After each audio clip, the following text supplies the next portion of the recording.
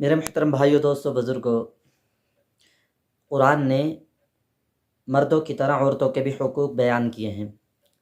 وَلَهُنَّ مِثْلُ الَّذِي عَلَيْهِنَّ بِالْمَعْرُوفِ، جیسا کہ مردوں کے حقوق ہیں ایسے عورتوں کے بھی حقوق ہیں۔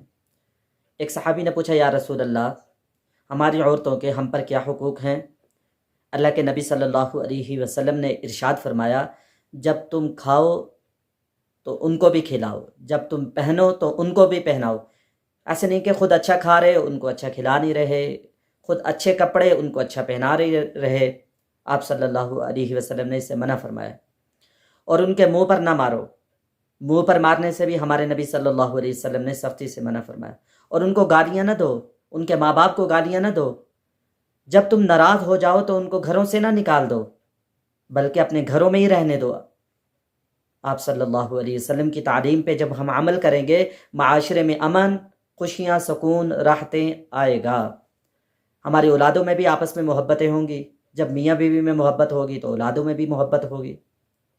ایسے ہی ایک شخص تھا جو اپنی بیوی سے بہت زیادہ تنگ تھا، اور کسی طریقے سے وہ اپنی جان چھڑانا چاہتا تھا، اس سے میری جان چھوڑ جائے اور اس کو طلاق دے دوں۔ ایک دفعہ اس کی بیوی سیڑھی پہ چڑھی تو اس نے بیوی کو کہا کہ اگر تو اوپر چڑھے تو بھی تجھے طلاق، اگر تو نیچے اترے تو بھی تجھے طلاق، اگر تو یہیں کھڑی رہے تو بھی تجھے طلاق۔ تو اس عورت نے خاوند کی طرف دیکھا، تھوڑا سا سوچا اور دیکھا خاوند نے کہ اس کی بیوی نے نیچے چھلانگ لگا دی۔ خاوند کی ساری کوششوں پر پانی پھر گیا، کیونکہ وہ تو اس سے جان چھڑانا چاہتا تھا۔ تو وہ کہنے لگا اپنی بیوی کو، میرے ماں باپ تجھ پر قربان ہو، تو کیسی فقیہ ہے، کیسی سمجھدار ہے، کیسی عقل مند ہے۔ کہا کہ اگر امام مالک رحمۃ اللہ علیہ وفات پا جائیں تو اہل مدینہ فتوے کے لیے تیرے پاس حاضر ہوں، تجھ سے فتویٰ پوچھنے کے لیے آئیں، تیری خدمت میں حاضر ہوں۔ ایسی سمجھدار بیوی تھی۔ صبر کرنا، برداشت کرنا۔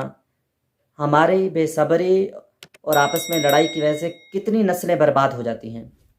اس لیے اللہ سے مانگنا، صبر کرنا، نماز کا اہتمام کرنا۔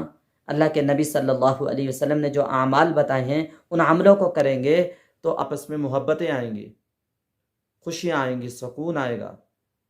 تو ایک دوسرے کی برداشت کر کے جب ہم چلیں گے تو اللہ پاک کی ذات پھر اس پہ اجر دیں گے، اس برداشت پر بھی اجر دیں گے۔